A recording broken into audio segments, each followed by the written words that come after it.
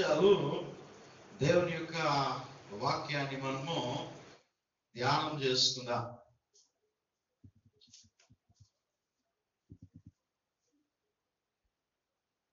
ఇశ్రాయేలు యొక్క పండుగలు, వారి యొక్క ప్రధానమైనటువంటి పండుగలు, వారి ప్రధానమైనటువంటి పండుగలలో ఈ 7 పండుగల గురించి కూడా పోయిన వారం మరి నేను ఇంట్రడక్షన్ ఇవ్వడం జరిగింది.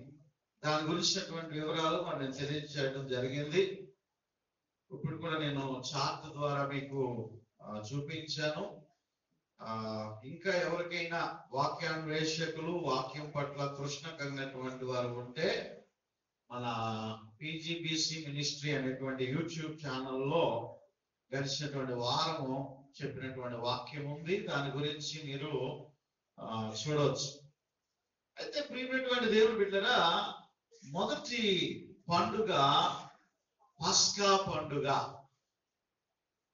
ఇశ్రాయేలు ప్రజలకి దేవుడు వాటిని ఆచరించాలి అని చెప్పి ఖచ్చితంగా వారికి సూచించాడు. వారు ప్రతి సంవత్సరము కూడా ఆ పండుగలను వారు మరి జరిగించేటువంటి వారు. అందులో మొట్టమొదటి పండుగ పస్కా పండుగ.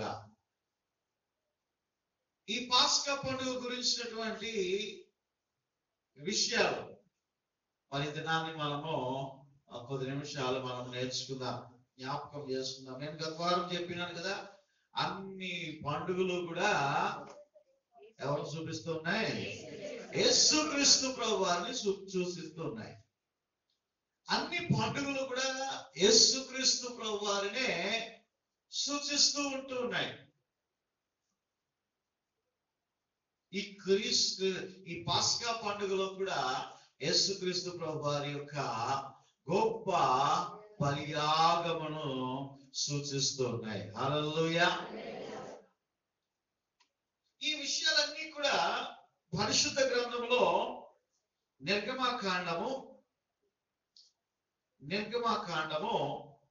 12వ అధ్యాయంలో ఈ విషయాలన్నీ కూడా రాయబడి ఉన్నాయి. ఇక్కడ మనం చూసినట్లయితే మోషే అహరోనులు ఐగుప్తు దేశంలో నుండగా యెహోవా వారితో ఇలాగూ సెలవిచ్చెను, నెలలో ఈ నెల మీకు మొదటిది, ఇది మీ సంవత్సరమునకు మొదటి నెల.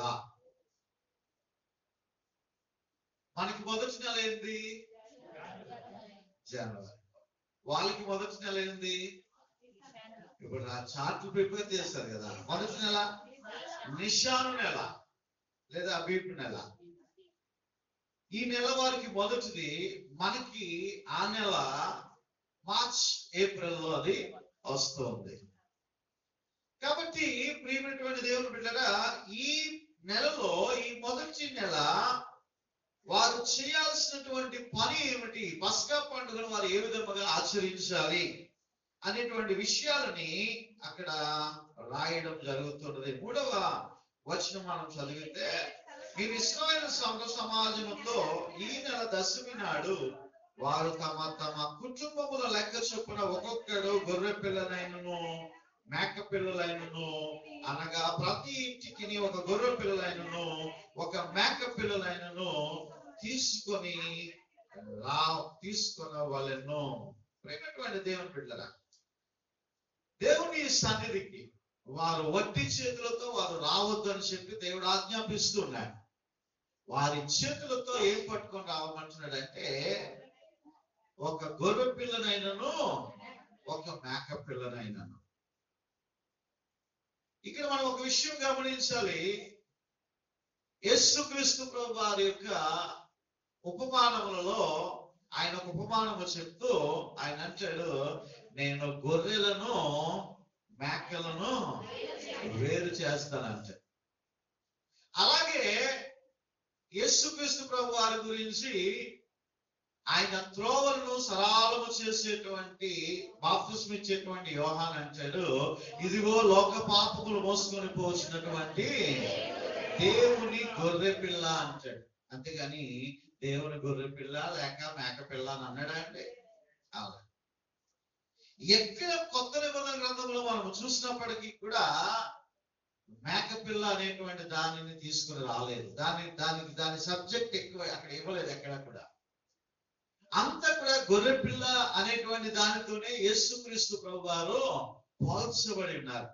కాబట్టి ఇక్కడ మనం గమనించాలి, నో మేకపిల్ల, ఓన్లీ గొర్రెపిల్ల. ఆ గొర్రెపిల్ల కేవలము యేసుక్రీస్తు ప్రభువారు. హల్లెలూయా. ప్రియమైనటువంటి దేవుని బిడ్డలారా, ఇక్కడ ఒక గొర్రెపిల్లను తీసుకొని మీరేం చేయాలంట, తీసుకొని రావాలను. ఆ పిల్లలు తినటకు ఒక కుటుంబము చాలకపోయిన వాడును వాని పొరుగు వాడును తమ లెక్క చొప్పున దానిని తీసుకునే వాళ్ళు. ఈ గొర్రెపిల్ల కేవలము ఎవరి గురించి మటుకే కాదట, తన ఇంటి వారి గురించే కాదు, తన పొరుగు వారు కూడా దాంట్లో ఏం చేయాలా, షేర్ ఇవ్వాలా. ఆ ఇంటి వారికి అది ఎక్కువైపోతే, అది చాలకపోతే ఏం చేయాలంట, దాన్ని షేర్ చేయాలా, ఇతరులకు కూడా దాన్ని పంచాలా. ఈరోజు యేసుక్రీస్తు ప్రభువారు మనకు అనుగ్రహించినటువంటి రక్షణ సువార్త కేవలము మన ఒక్కరి కొరకే కాదు, ఈ సువార్త అందరి కొరకు కూడా. హల్లెలూయా. ఆయన అందుకే అంటాడు, మీరు సర్వలోకమునకు వెళ్ళి సర్వ సృష్టికి మీరు సువార్తను ప్రకటించుడు అనేటువంటి మాటను మనం జ్ఞాపకం చేసుకుంటాం కదా. ఈ గొర్రెపిల్ల కేవలం మనకొక్కరికే కాదండి. యేసుక్రీస్తు ప్రభు వారు కేవలం మనకొక్కరికే కాదు. నిజంగా మనకొక్కరికే మనం అనుకోగలిగితే నిజానికి యేసుక్రీస్తు ప్రభు వారు కేవలము ఇశ్రాయేలులకే చెంది ఉండేటువంటి వారేమో.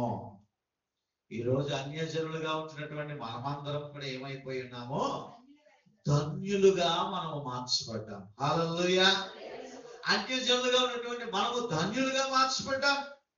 కాబట్టి ప్రియమైనటువంటి దేవుని బిడ్డలారా, ఈ గొర్రెపిల్ల బలియాగం అనేటువంటిది కేవలము ఇశ్రాయేలు ప్రజలకు మట్టుకే కాదు, కానీ ఇదిగో దేవుడు తెలియజేస్తున్నాడు, ఆ ఇంటి వారు మట్టుకే కాదు, మిగిలిన వారు కూడా దాంట్లో షేర్ చేసుకోవచ్చు, మిగిలిన వారు కూడా దాంట్లో పాలిభాగస్తులు కావచ్చు. తర్వాత చదవండి అమ్మా. ఆ గొర్రెపిల్లను భుజించుటకు ప్రతి వాని భోజనము పరిమితిని బట్టి దాన్ని లెక్కించవలను.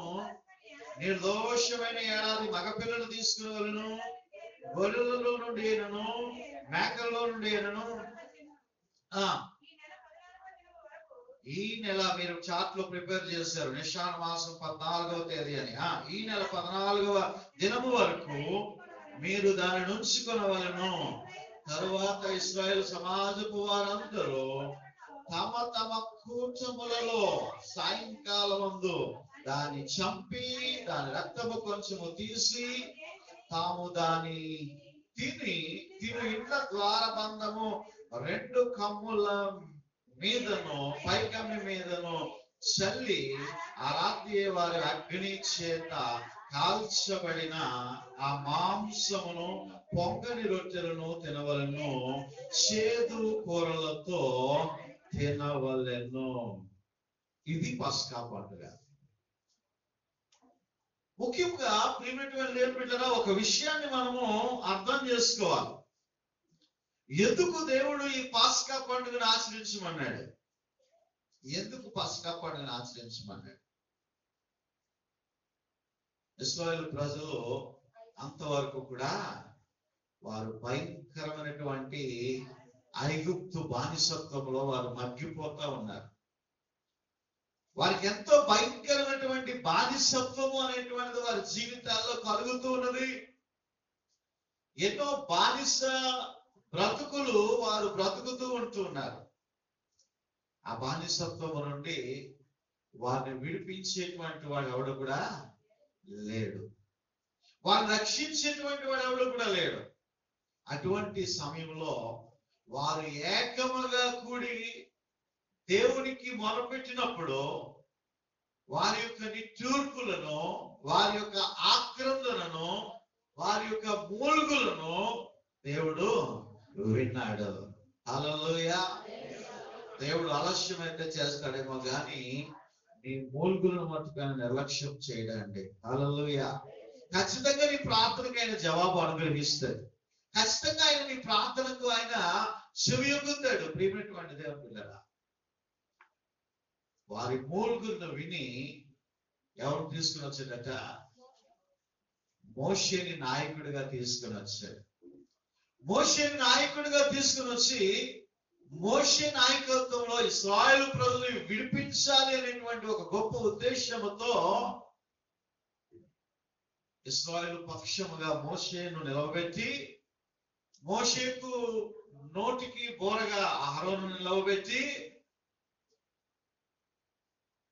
ఇశ్రాయేలు పక్షముగా దేవుడు ఉండి వారి విషయంలో భయంకరమైనటువంటి తెగుళ్లను రప్పించాడు. 10 తెగుళ్లను రప్పించాడు.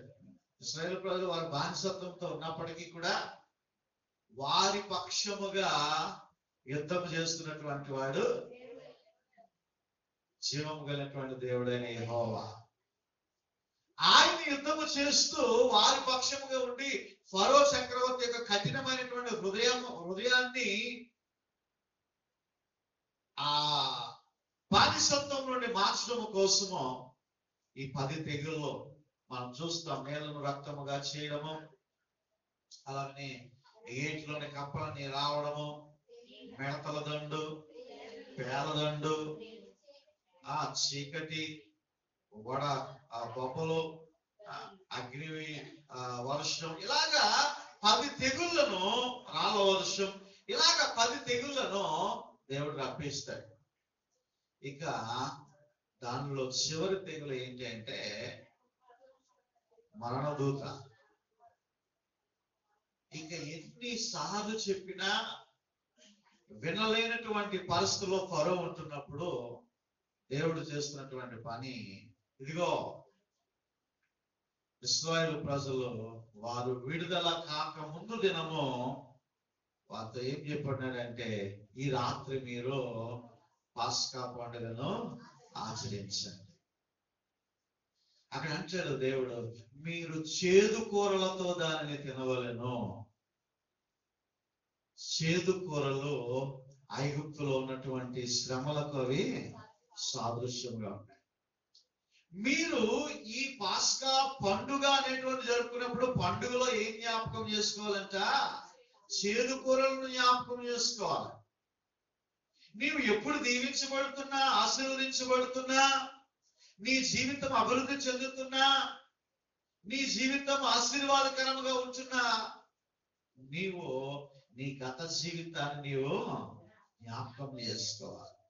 నీ పాపము, నీ శాపము, నీ దుర్నీతి క్రియలు, నీ లేమిడి పరిస్థితులు, నీ ఇబ్బందులు, ఏ స్థితిలో ఉంటున్నటువంటి నిన్ను దేవుడు ఏ స్థితిలోనికి తీసుకుని వచ్చాడు, ఏ స్థితిలోనికి నిన్ను మార్చాడు అనేటువంటిది నువ్వు ఎప్పుడు కూడా మర్చిపోవడానికి వీల్లేదు. నీ బలహీన సమయములలో, నీ యొక్క లేమిడి పరిస్థితులలో, నీ ఇబ్బందులలో, నీ బ్రతుకు ఎలా ఉండేటువంటిది, నీ జీవితం ఎలా ఉండేటువంటి అనేటువంటి దాన్ని నీవు మర్చిపోవడానికి వీల్లేదు. నీ బ్రతుకు ఎప్పుడు నువ్వు మర్చిపోకూడదు. ఏమిటటువంటి దేవుని బిడ్డలారా, అందుకే నేను చాలా సార్లు అంటాను, మీ పాత ఫోటోలు ఒకసారి చూసుకోండి అంటాను. మీ పాత ఫోటోలు ఒకసారి చూసుకోండి. సెల్ ఫోన్లో అయితే డిలీట్ అయిపోతాయి, కానీ అప్పుడు కడిగించుకున్న ఫోటోలు ఇంకా ఉంటాయి. ఇప్పుడు ఫోటోలు టక్క టక్క టక్క టక్క నొక్కేనే తప్ప అవి భద్రపరచుకోవడాలు ఉండవు. ఏమంటే అవి వెళ్ళిపోతా ఉంటాయి, డిలీట్ అయిపోతా ఉంటాయి. కాబట్టి ప్రియమైనటువంటి దేవుని బిడ్డలారా, నీవు చేదు కూరలతో దాన్ని తెలవలను. ఇదిగో దేవుని యొక్క భయంకరమైనటువంటి ఉగ్రత ఆ రాత్రి మరణదూత రాబోతా ఉంది. ఆ మరణదూత వచ్చినప్పుడు ఆ మరణదూత ప్రతి ఇంటిలో కూడా ప్రవేశించకుండా ఉండాలి అంటే దేవుడు చెప్తున్నాడు, ఈ పాస్కా పండుగ దినాన్ని ఆ రాత్రి మీరు ఒక గొర్రె పిల్లని మీరు వధించాలి. మీరు ఒక గొర్రె పిల్లను వధించాలి. మీరు ఆ గొర్రె పిల్లను వధించి ఆ వధించినటువంటి దాని యొక్క రక్తాన్ని ఏం చేయాలట? ద్వార బంధముల యొక్క కమ్మెల మీద మీరు పూయాలి. నిలువు కమ్మె మీద ఒకటి, అడ్డు కమ్మె మీద ఒకటి. హల్లెలూయా. ఎవరి ఇంటి కమ్మెల మీద, ద్వారబంధము కమ్మెల మీద ఈ రక్త ప్రోక్షణ అనేటువంటిది కనబడుతూ ఉన్నదో, ఆ రక్త ప్రోక్షణ కనబడుతున్నటువంటి ఆ ఇంటిలోనికి సంహార దూత అనేటువంటిది ప్రవేశించదు. ఎవరి ఇంటికైతే ఆ ద్వారబంధము మీద, నిలువు కమ్మి మీద, అడ్డు కమ్మి మీద రక్తపు గుర్తు ఉండదో, ఆ ఇంటిలోనికి గొర్రె పిల్ల రక్తము లేనటువంటి వారి యొక్క ఇంటిలోనికి మరణదూత ప్రవేశిస్తుంది. ఆ ఇంటిలో జ్యేష్ఠ కుమారుని అది సంహరిస్తుంది. ఇశ్రాయేలు యొక్క సర్వ సమాజపు వారందరూ కూడా మోషే ద్వారా దేవుడు ఆజ్ఞాపించినట్లుగా అందరూ కూడా ఆ విధముగానే గొర్రె పిల్లని వధించారు. ఆ ద్వారబంధపు కమ్మెల మీద, నిలువు కమ్మె మీద, అడ్డు కమ్మె మీద రక్తాన్ని వారు ప్రోక్షీకరించారు. ఆ గృహంలోనికి మరణదూత ప్రవేశించలేదు. హల్లెలూయా. ఏ ఇంటికైతే ఈ యొక్క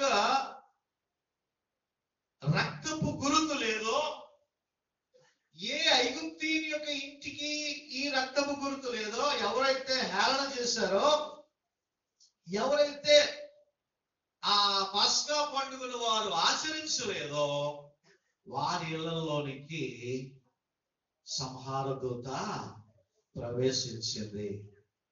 సంహార దూత ప్రవేశించి వారింటిలో ఉన్నటువంటి ప్రాప్తి తొలుచూలు పిల్లను కూడా హతమార్చిందండి. ప్రియమైనటువంటి దేవుని బిడ్డరా, దేవుని యొక్క మాటలు పెడచెవుని పెట్టి, దేవుని యొక్క వాక్యాన్ని పెడచెవుని పెట్టి, ప్రార్థనా జీవితాన్ని పెడచెవుని పెట్టి, విశ్వాసాన్ని పెడచెవుని పెట్టి, ఇష్టానుసారంగా నేను జీవిస్తాను అనుకుంటే, దేవుడు నీ జీవితానికి ఎన్ని తరుణాలు ఇచ్చాడో మనకు తెలియదు. ఎన్ని అవకాశాలు దేవుడు మనకి ఇచ్చాడో తెలియదు. ప్రియమైనటువంటి దేవుని బిడ్డరా, అవకాశాలు నువ్వేం చేయాలా? సద్వినియోగపరచుకోవాలి. ఒక్కొక్కసారి ఈ హార్ట్ అటాక్ వచ్చినటువంటి వారు కదా, వారికి అకస్మాత్తుగా హార్ట్ అటాక్ వచ్చినప్పుడు మన సంఘంలో కూడా చాలా మందికి దేవుడు కృప తోడుగా ఉంచి, ఫస్ట్ స్ట్రోక్ వచ్చినా, సెకండ్ స్ట్రోక్ వచ్చినా, 3 సార్లు వచ్చినా, 4 సార్లు వచ్చినా, దేవుడు వారిని కాపాడి, దేవుడు వారిని రక్షించి, మళ్ళా తన నిర్ణయించినటువంటి కాలం చొప్పున వారు కొనసాగడానికి దేవుడు సహాయం చేశాడు. అంటే దేవుడు వారికి 4 ఆప్షన్లు ఇచ్చినట్టు, 3 ఆప్షన్లు ఇచ్చినట్టు, 4 ఆప్షన్లు ఇచ్చినట్టు. కొంతమందికి అట్లా కాదు. ఏమండి, ఆ స్ట్రోక్ రావడము, వెంటనే చనిపోవడం. వారికి ఎన్ని అవకాశాలు ఉన్నాయి? నత్తి, వెంటనే. కొంతమందికి 2 సార్లు, కొంతమంది 1 సారి.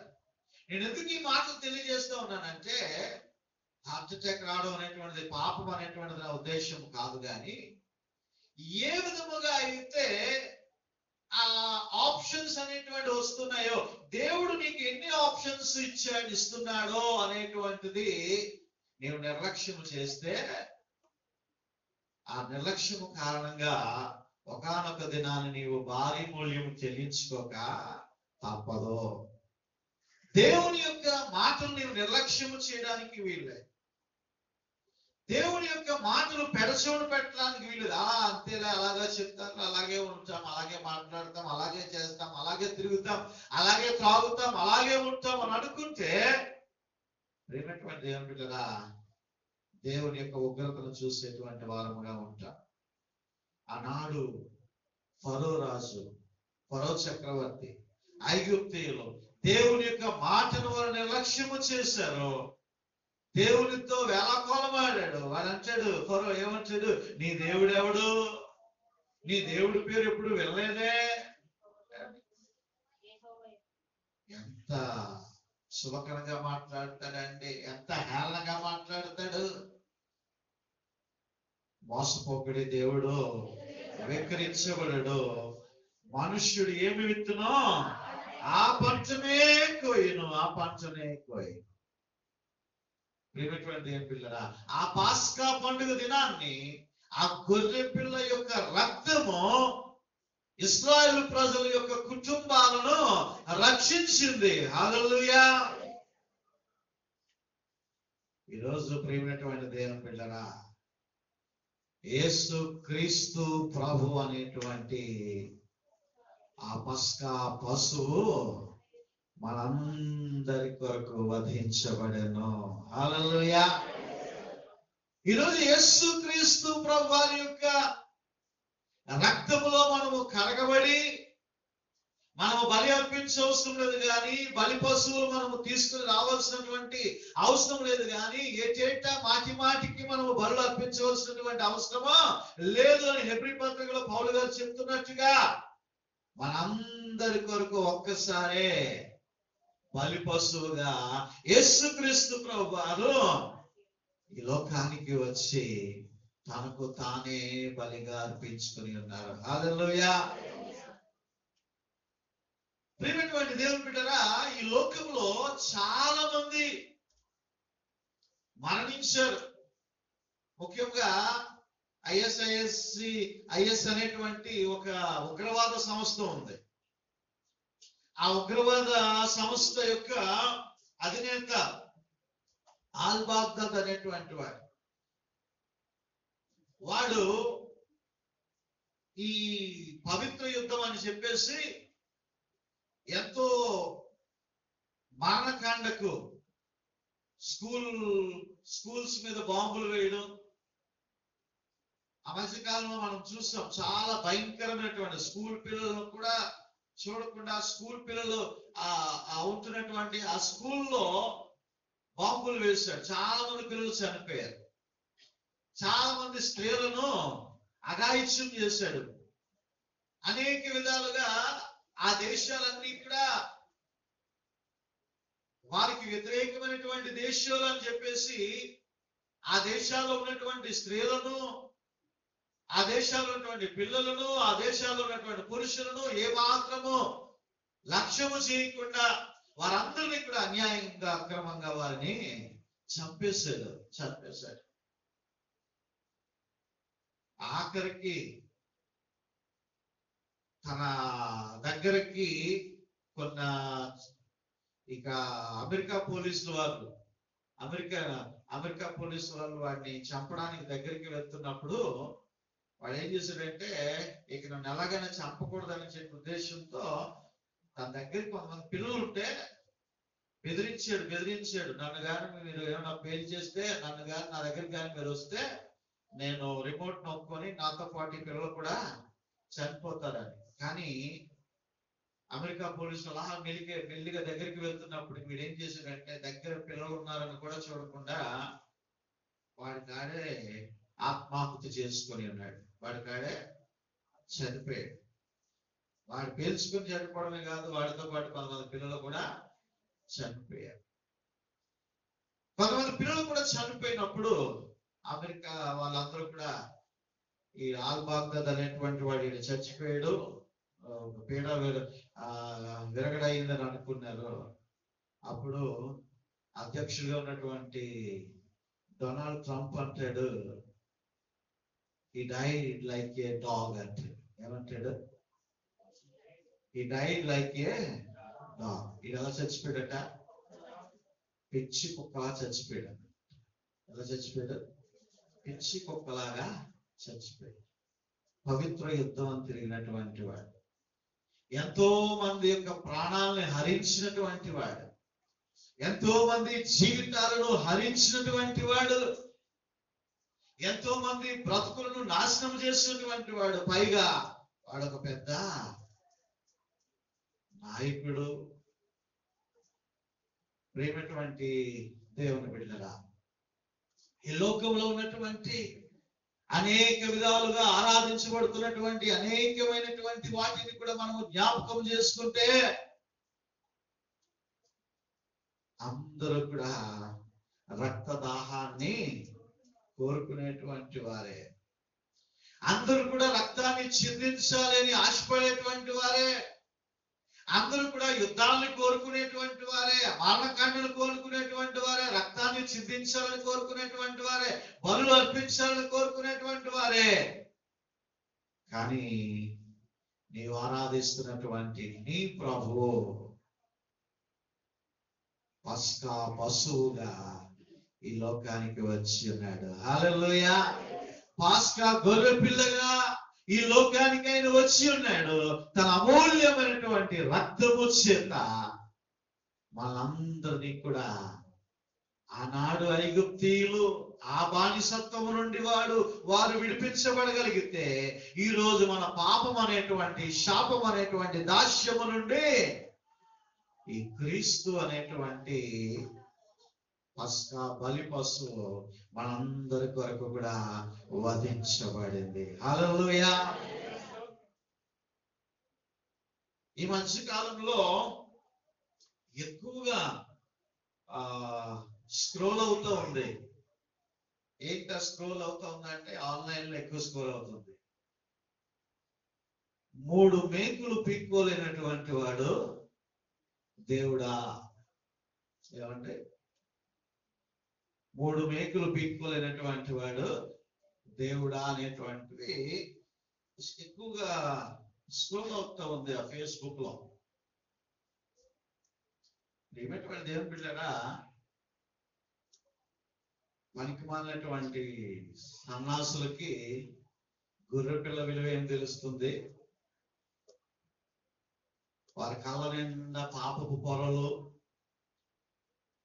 జ్ఞానము లేనటువంటి మూర్ఖత్వపు మాటలు తప్ప వారికి ఏం తెలుస్తుంది గొర్రెపిల్ల విలువ? 3 మేకులు పీక్కోలేనటువంటి వాడు దేవుడా అంటే, యేసుక్రీస్తు ప్రభు వారు 3 మేకులు పీక్కోలేరా? ఏమండి? ఆయన దానికి ముందే చెప్తాడు పేతురుతో. పేతురు దూకుడుతో మల్కు చెవి తెగనరికినప్పుడు యేసయ్య అంటాడు కదా ఒక మాట, ఇదిగో పేతురు, ఈ సమయంలో నా తండ్రిని వేడుకుంటే 12 సేనా వ్యూహములను ఇక్కడికి పంపించలేడా? కొంత వేల మంది సైన్యాన్ని ఇక్కడికి పంపించలేడా? ఆ సైన్యం అంతా తలుచుకుంటే, ఆ సైన్యం అంతా ఒక్కసారి వీరి మీద పడితే అంత సైన్యం కూడా అవసరం లేదు. ఒక్క దూత చాలు వాళ్ళందరికీ కూడా. అక్కడ ఉన్నటువంటి వారందరూ ఏమైపోతారు? యేసయ్యను సిలువ వేసినటువంటి దగ్గర ఉన్నటువంటి వారందరూ కూడా బూడిదైపోతారు. అందరూ కూడా భస్మం అయిపోతారు. అందరూ కూడా బూడిదైపోతారు, భస్మం అయిపోతారు. సర్వశక్తిమంతుడు ఆయన. దానికి ముందు ఆయన చేసిన కార్యాలు, నోటి మాట చేత గాలి సంద్రములను, తుఫానును అణచివేసినటువంటి దేవుడు ఆయన. చనిపోయిన వారిని లేపినటువంటి దేవుడు ఆయన. ఇక వ్యాధులు, బలహీనతలు, రోగాలు అనేకమైనటువంటి వాటి నుండి స్వస్థతను కలిగించినటువంటి దేవుడు ఆయన. నీటిని ద్రాక్షరసముగా మార్చినటువంటి దేవుడు ఆయన. అద్భుతమైనటువంటి కార్యాలు చేసినటువంటి దేవుడు ఆయన. సర్వశక్తిమంతుడు ఆయన. ప్రియమైనటువంటి దేవుని బిడ్డలారా, ఆయన 3 మేకులు పీక్కొని అక్కడ ఉన్నటువంటి వారందరినీ కూడా బూడిద చేస్తుంటే ఈరోజు పాప క్షమాపణ దొరికేది కాదు. ఈరోజు స్వర్గానికి మార్గం అనేటువంటిది దొరికేది కాదు. సర్వ మానవాళి యొక్క రక్షణార్థమై ఒక పరిశుద్ధుడు రక్తము చిందించాలి. ఆ రక్తము చిందిస్తేనే పాప క్షమాపణ. అంతేగాని కోడెల రక్తము గాని, గొర్రెల రక్తము గాని, పశువుల రక్తము గాని, ఎడ్ల రక్తము గాని, మరి ఏ విధమైనటువంటి రక్తము కూడా పాపాన్ని తీసివేయలేదు. ఇప్పుడు నిజంగా కూడా యేసుక్రీస్తు ప్రభు వారు ఆ శ్రమలను భరించలేక, నాకెందుకు ఈ బాధ, నాకెందుకు ఈ కష్టం, నాకెందుకు ఈ నష్టం అని చెప్పేసి ఆయన శ్రమలను సహించకుండా పరలోక తండ్రి యొక్క సహాయం అడిగి అక్కడ ఉన్నటువంటి వారందరినీ కూడా నాశనము చేస్తే, ఈరోజు నీకు నాకు రక్షణ లేదు. మనము వచ్చినప్పుడు గొర్రెపిల్ల పట్టుకొని రావడమే. ఏమంటే ఈస్టర్కు గొర్రెపిల్ల, క్రిస్మస్ కు గొర్రెపిల్ల, కృతజ్ఞతార్పణ పండుగ గొర్రెపిల్ల, జనవరిలో ఒక గొర్రెపిల్ల తీసుకుని రావాల్సిందే. ఏటేటా గొర్రెలు అర్పించాల్సిందే.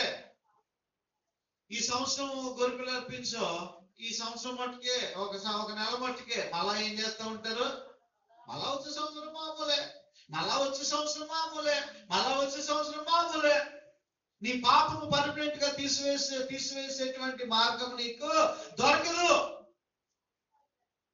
ప్రేమటువంటి దేవుని బిడ్డరా, యేసుక్రీస్తు ప్రభువారు పస్కా బలి పశువుగా ఆయనే ఈ లోకానికి వచ్చి ఉన్నాడు. హల్లెలూయా.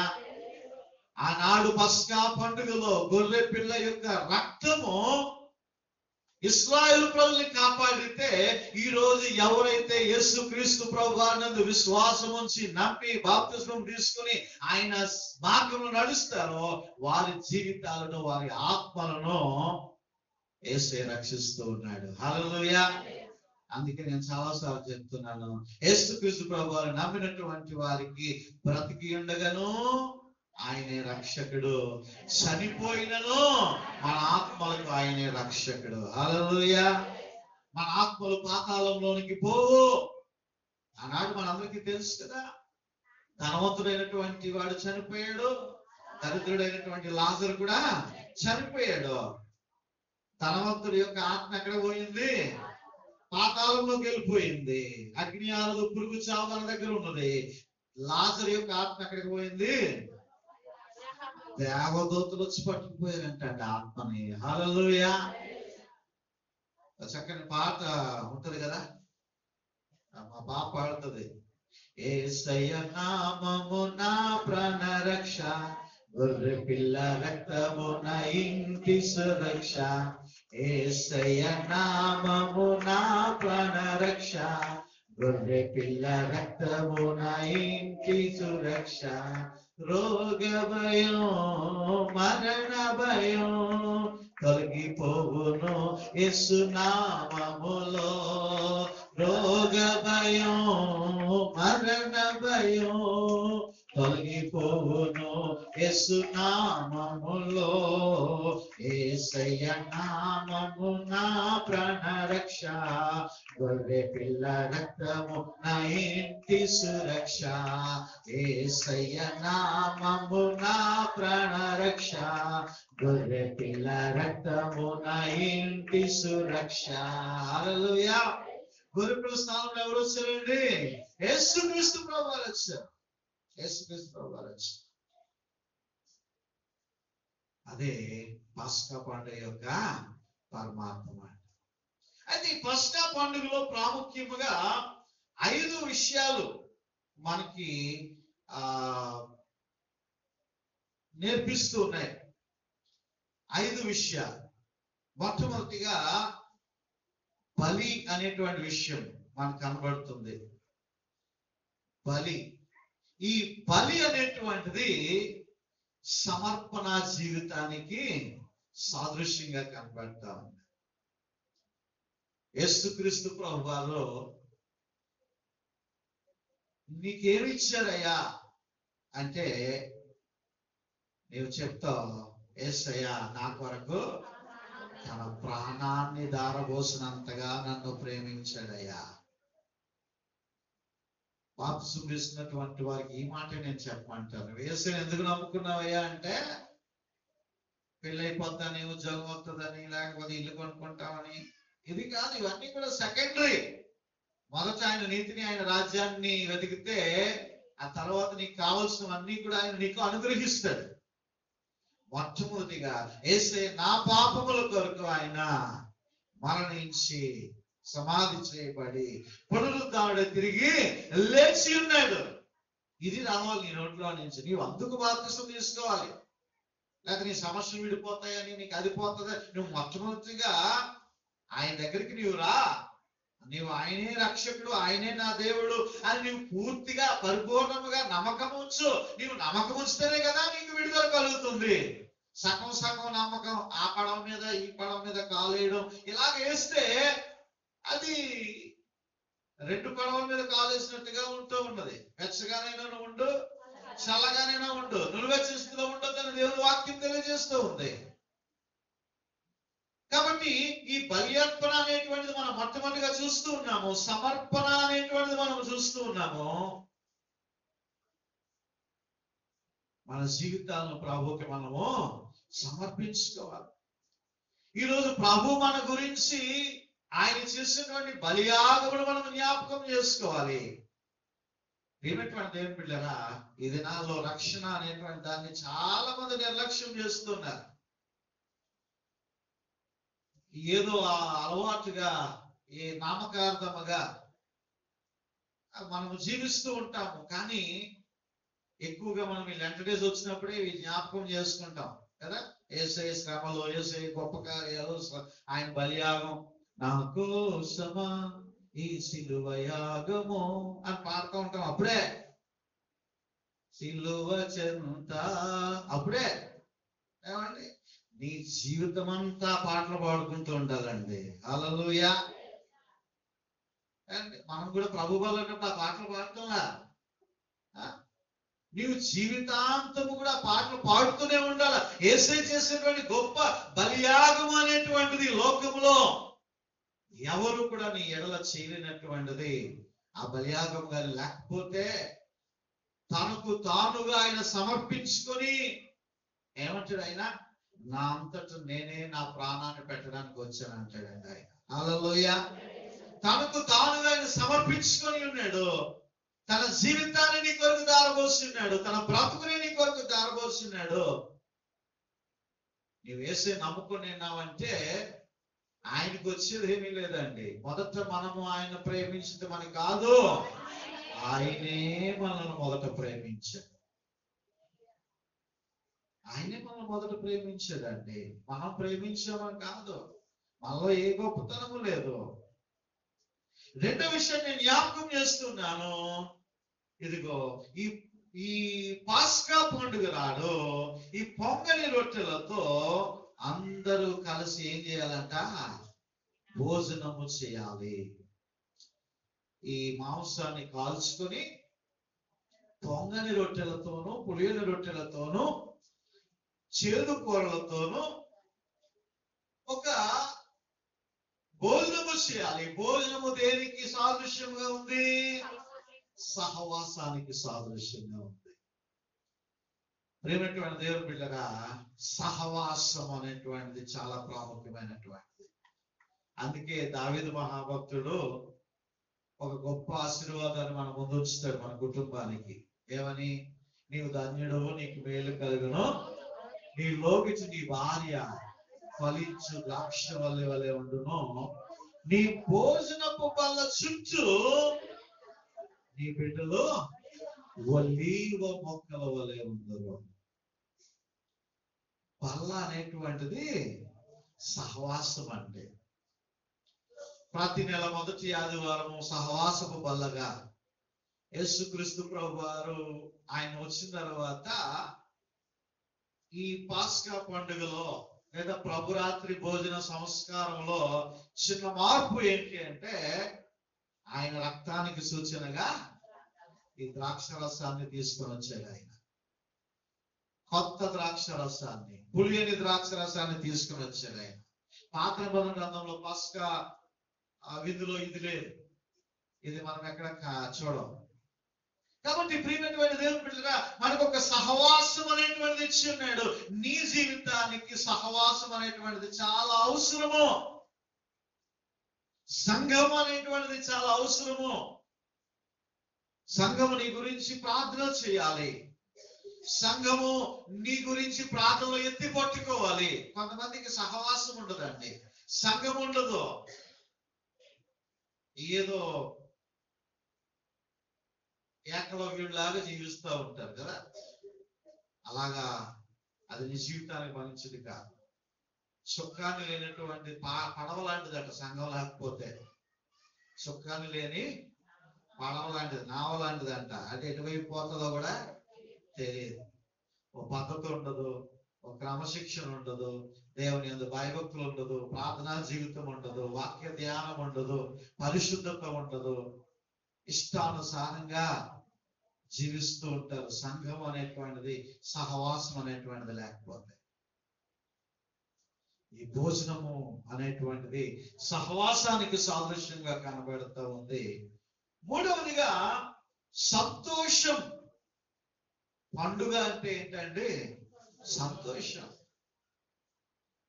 ఈ సంతోషం అనేటువంటిది ఏ విధముగా ఉండాలి అంటే పరిశుద్ధమైనటువంటిదిగా ఉండాలి. అంటే సంతోషము పరిశుద్ధమైనటువంటిదిగా ఉండాలి.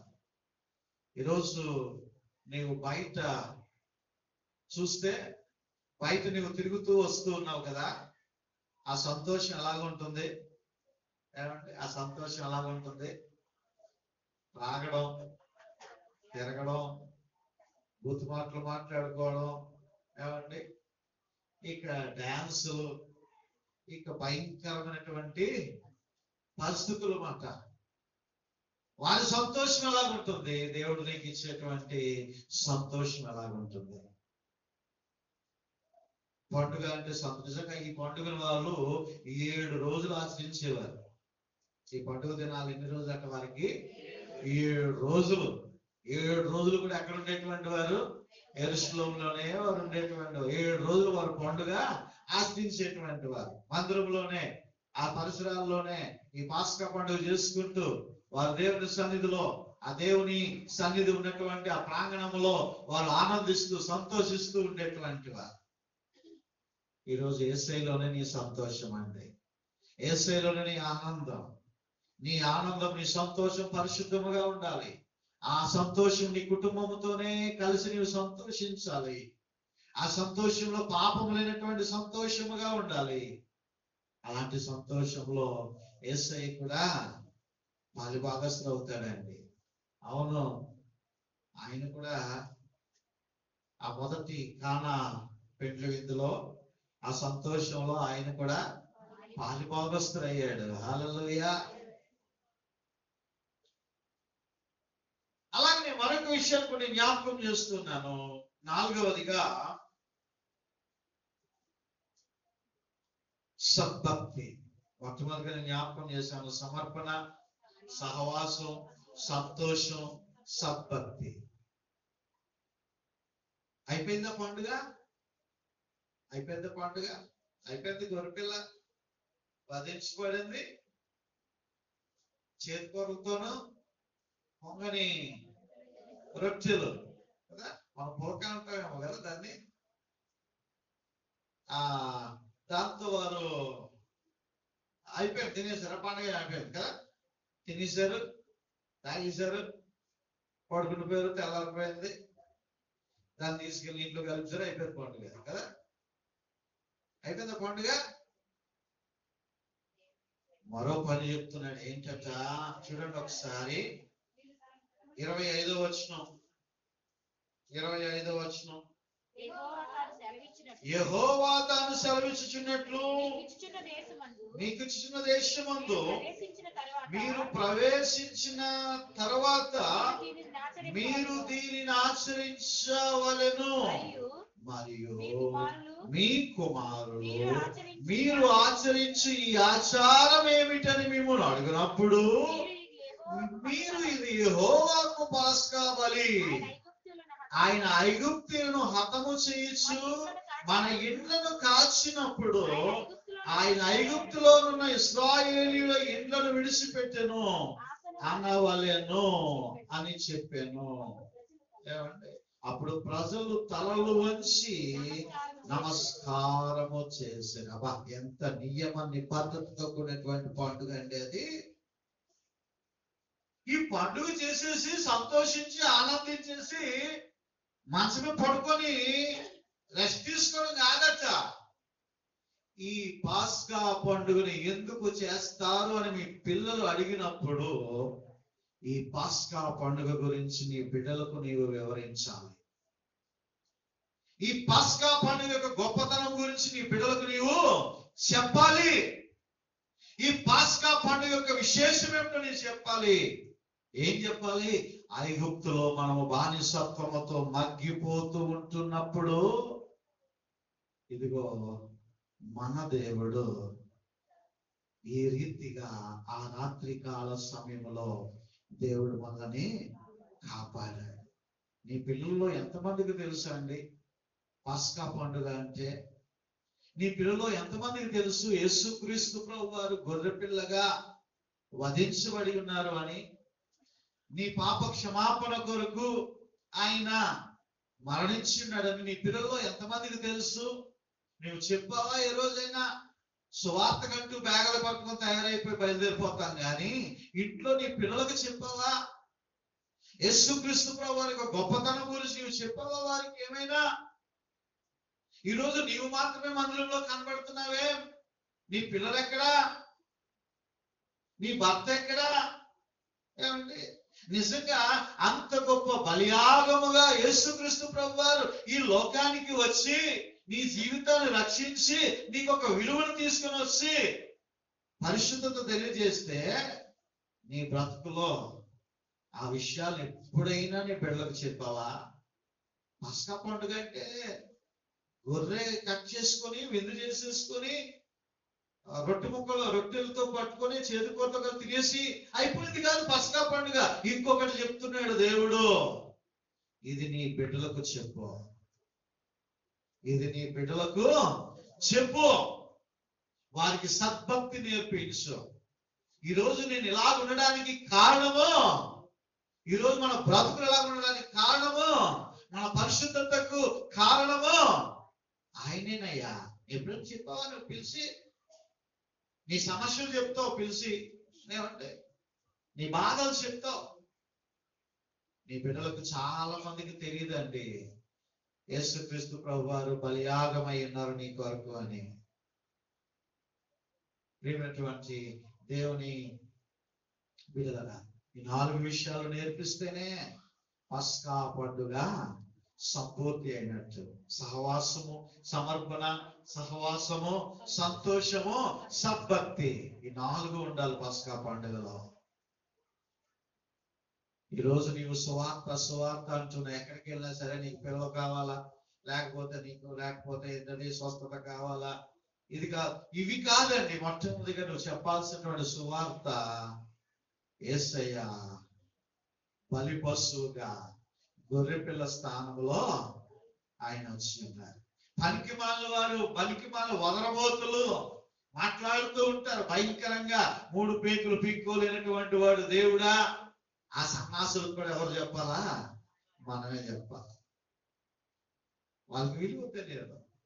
అసలు సువార్త అంటే ఏంటండి? యేసయ్య బలియాగమే సువార్త.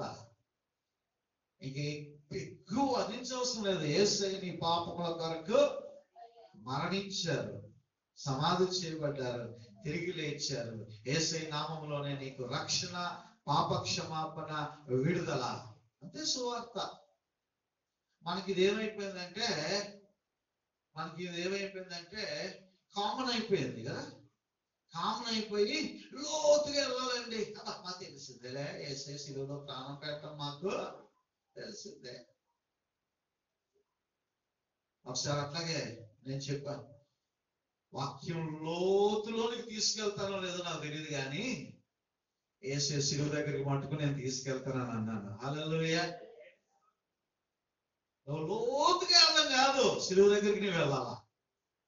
వెళ్తేనే నీకు పాప క్షమాపణ, వెళ్తేనే నీకు రక్షణ, వెళ్తేనే నీకు నిత్య జీవము.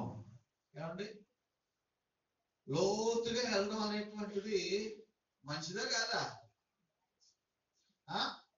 కొంతమంది లోతుగా వెళ్తూ పైన విషయాలు మర్చిపోతున్నారు. అంటే పాప క్షమాపణ అనేటువంటిది మర్చిపోతున్నారు. అది సువార్త అంటే ఇదే కదా.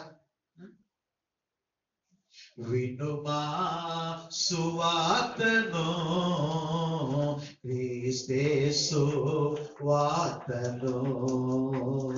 వినుమా సువార్తను, క్రీస్తే సువార్తను, శుభవార్తను, సమాధాన వార్తను, శుభవార్తను, సమాధాన వార్తను, విమోచన వార్తను వినుమా.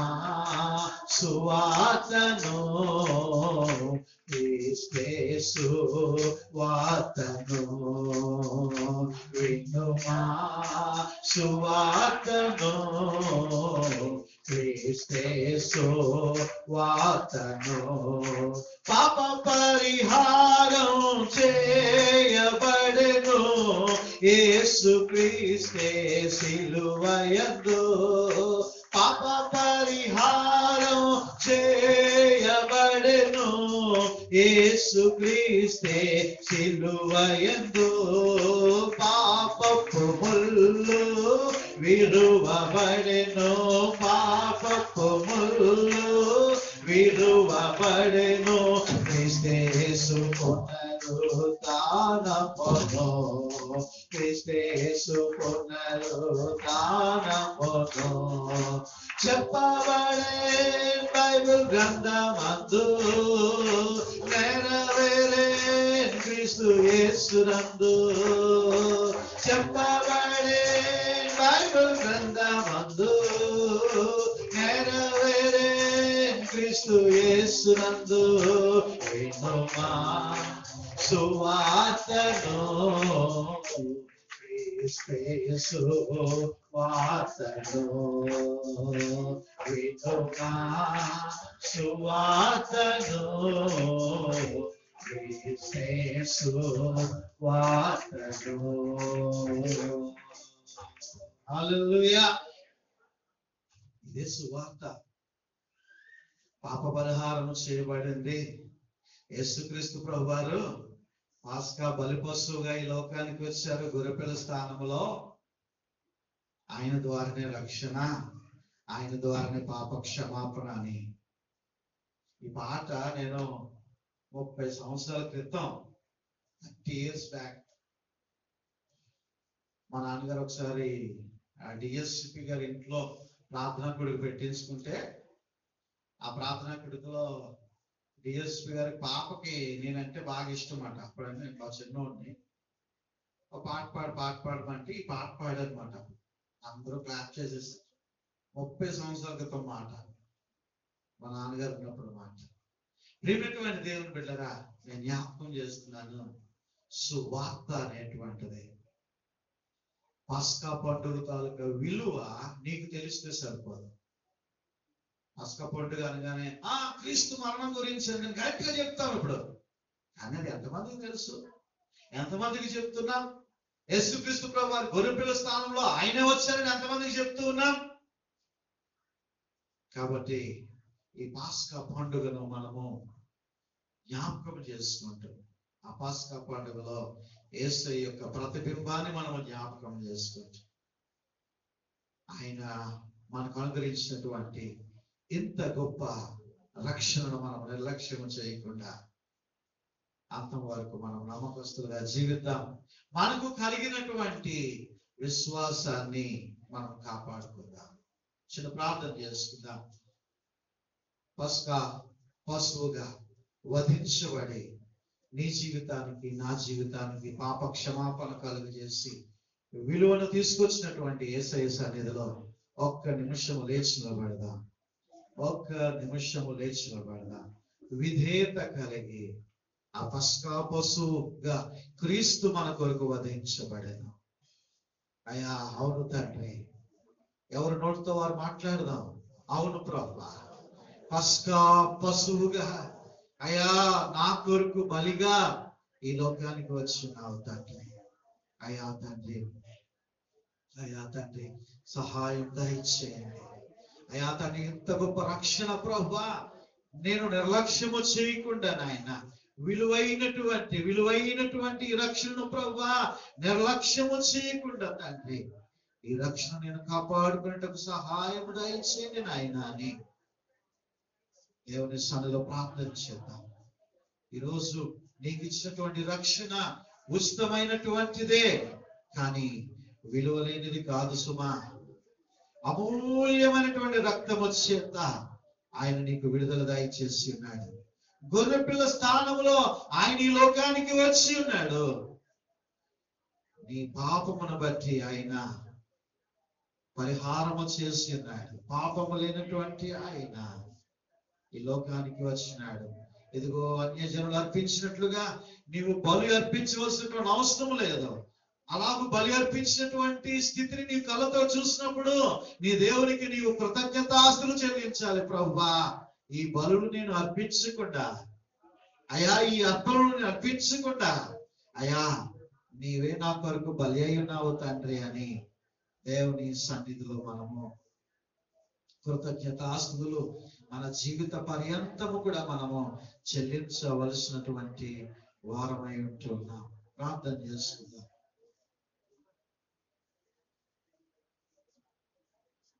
యేసయ్యా నీకు వందనాలు, స్తోత్రాలు తండ్రి. ఎవరికి వారే ప్రభువు నీకు ఇచ్చినటువంటి ఎంత గొప్ప రక్షణ బట్టి దేవునికి స్తోత్రాలు చెల్లించుకుంటూ, దేవానికి వందనాలు, స్తోత్రాలు తండ్రి. నీవు ఇచ్చినటువంటి గొప్ప బలియాగును బట్టి నీకు వందనాలు, ఎంత గొప్ప రక్షణను బట్టి నీకు వందనాలు ప్రభువా. అయ్యా, మా బిడ్డలకు మేము చెప్పాలి అని నీవు సెలవిస్తున్నావు. మా స్నేహితులకు చెప్పాలి అని సెలవిస్తున్నావు.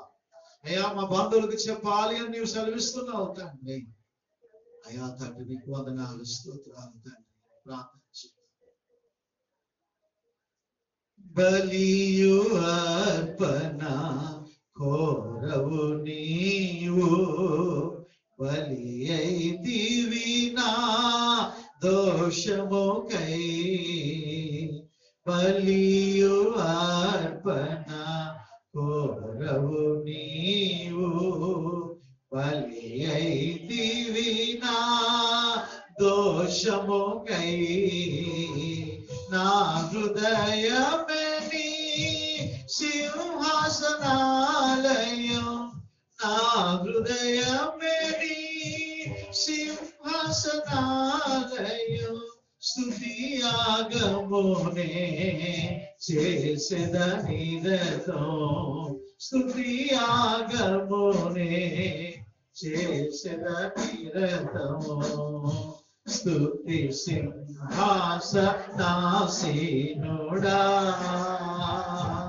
యేసు రాజా దివ్య తేజ.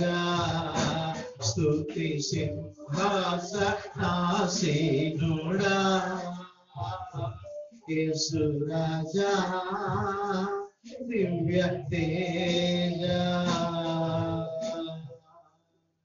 యేసయ్యా నీకు వందనాలు, స్తోత్రాలు తండ్రి. నాయన అయా, స్తుతి సింహాసనాసీనుడు అయినటువంటి తండ్రి నీకు వందనాలు.